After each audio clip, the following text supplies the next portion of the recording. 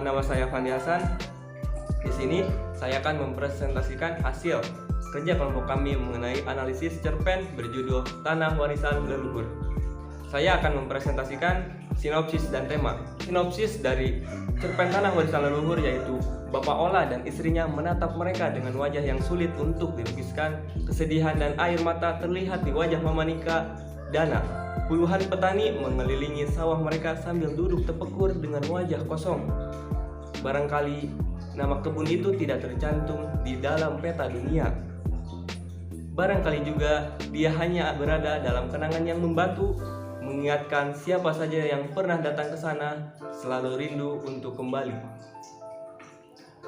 Kebun itu bernama Basagoka, berada di Dusun Botok, masuk ke dalam lingkungan Desa Labalimut, Kecamatan Nagawutun, Kabupaten Lembata, Nusa Tenggara Timur. Di Boto dan kebun Basagoka ada ingatan terpendam kuat tentang kisah masa lalu dari sepasang suami istri penggarap ladang dengan tanah warisan leluhur secara turun-temurun.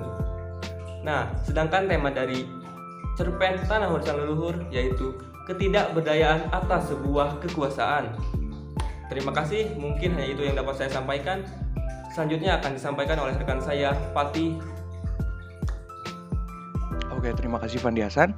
Kemudian saya, Fatih Risenda, akan membahas tentang amanat dan penokohan yang ada di cerita Tanah Warisan Leluhur. Di sini yang pertama yaitu amanat. Amanat di sini terdiri dari 3 amanat. Yang pertama, sebagai manusia kita tidak boleh langsung percaya terhadap omongan yang belum jelas kebenarannya. Kemudian amanat yang kedua di sini adalah jangan mudah terlena dengan keadaan. Jangan mudah terlena dengan keadaan gitu. Karena bisa saja keadaan tersebut seketika berubah secara drastis gitu. Berubah sebaliknya 180 derajat. Itu. Kemudian yang ketiga, kita harus memperjuangkan hak-hak yang kita miliki dengan semaksimal mungkin. Nah, kemudian ada di sini penokohan. Penokohan di sini terdiri ada tokoh-tokoh. Tokoh-tokohnya ada 7 tokoh. Yang pertama, di sini ada Bapak Ola Dana. Diperlihatkan sebagai sosok yang penyayang, mudah putus asa. Penyayang tapi mudah putus asa gitu. Kemudian ada istrinya yaitu Mama Nika Dana. Diperlihatkan sebagai sosok yang tegar dan rendah hati itu. Kemudian ada para petani yang diperlihatkan sebagai sosok yang rapuh gitu, pasrah. Kemudian ada tetangganya Bapak Ola Dana yaitu Bapak Yohanes Kerung. Bapak Yohanes Kerung ini diperlihatkan sebagai sosok yang ramah, rendah hati dan penolong. Itu. Kemudian ada istrinya yaitu Mama Maria Kerung. Mama Maria Kerung di sini diperlihatkan sebagai sosok yang lincah, gesit gitu, penolong dan ramah, rendah hati. Kemudian ada petugas penebang. Petugas penebang ini lelaki yang atau dalam redaksinya diceritakan dalam cerpen itu disebut sebagai lelaki bertubuh gempal. Di sini diperlihatkan sebagai sosok yang angkuh gitu. Kemudian ada bayi dari Bapak Ola Dana dan Mama Nika. Ternyata bayi ini adalah yang menceritakan cerita dari awal hingga akhir, yaitu kalau bisa saya simpulkan berarti diperlihatkan sebagai sosok yang pendengar karena di cerita paragraf terakhirnya dia sering mendengar cerita-cerita yang diceritakan oleh bapaknya gitu, diceritakan oleh orang tuanya. Jadi dia kalau bisa saya simpulkan itu dia sebagai sosok yang pendengar, komunikatif sebagai pencerita gitu, komunikatif sebagai pencerita. Oke, terima kasih. Saya persilakan selanjutnya. Terima kasih kepada Fatih Risenda sudah menjelaskan tentang penokohan dan amanat. Saya, Muhammad Abdul Faizal, akan menjelaskan tentang alur dan macam-macam latar.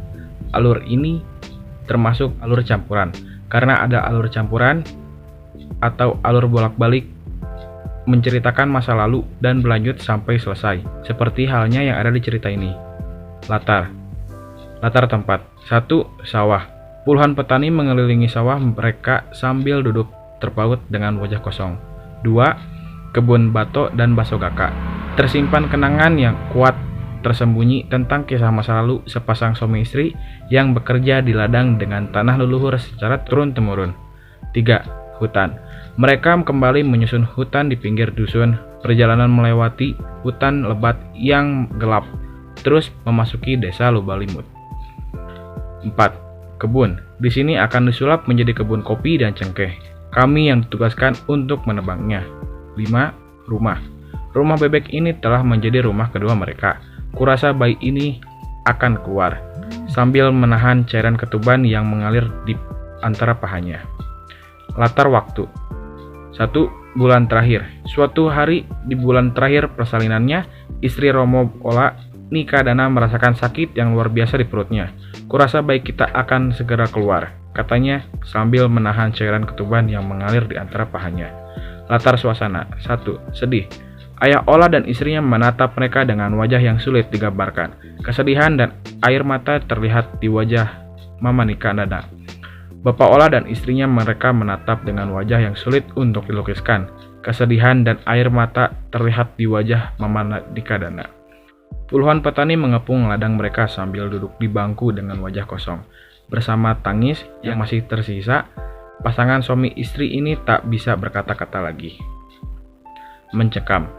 Bapak Ola panik berada di tengah kebun yang luas dengan dikelilingi areal pertanian.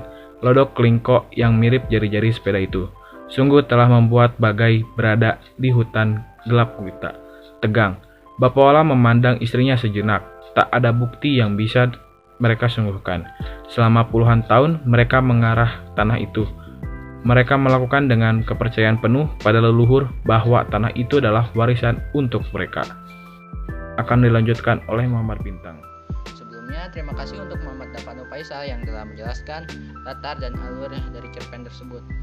Dan di sini saya Muhammad Bintang pertama akan menjelaskan sudut pandang dan gaya bahasa dari cerpen tersebut. Nah, sudut pandang dari cerpen tersebut yaitu menggunakan sudut pandang orang ketiga karena di dalam teks ada kata-kata dia dan imbuhannya. Dan untuk gaya bahasa, di dalam cerpen ini menggunakan majas hiperbola karena ada kata yang dilebih-lebihkan. Sekian dari kelompok kami, mohon maaf apabila ada kesalahan. Assalamualaikum warahmatullahi wabarakatuh.